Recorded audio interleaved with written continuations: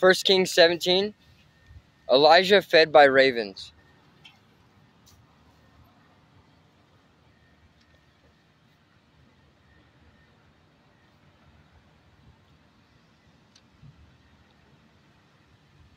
Now Elijah, who was from Tishbe in Gilead, told King Ahab, "As surely as the Lord, the God of Israel lives, the God I serve, there will be no dew or rain during the next few years until I give the word."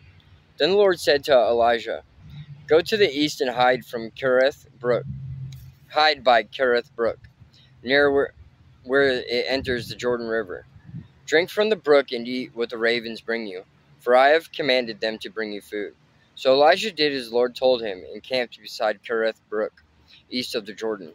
The ravens brought him bread and meat each morning and evening, and he drank from the brook. But after a while the brook dried up, for there was no rainfall anywhere in the land.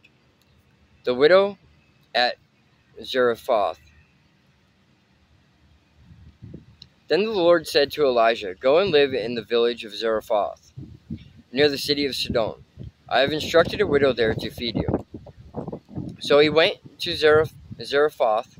As he arrived at the gates of the village, he saw a widow gathering sticks, and he asked her, "Would you please bring me a little water in a cup?"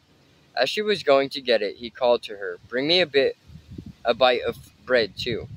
But she said, "I swear by the Lord your God that I don't have a single piece of bread in the house, and I have only a handful of flour left in the jar, and a little cooking oil in the bottom of the jug.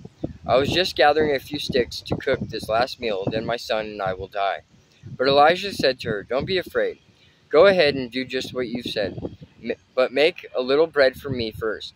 Then use what's left to prepare a meal for yourself and your son. For this is what the Lord, the God of Israel, says: There will always be flour and olive oil left in your containers until the time when the Lord sends rain and the crops grow again."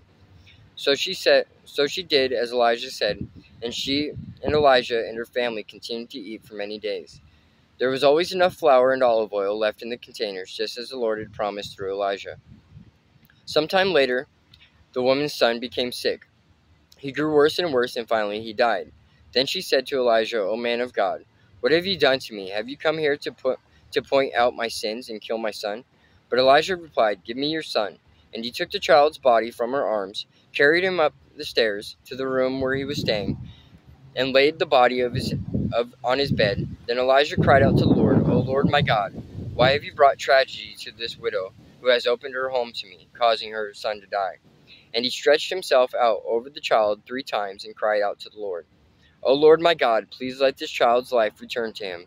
The Lord heard Elijah's prayer, and the life of the child returned, and he revived. Then Elijah brought him down from the upper room and gave him to his mother. "Look," he said, "your son is alive." Then the woman told Elijah, "Now I know for sure that you are a man of God, and that the Lord truly speaks through you."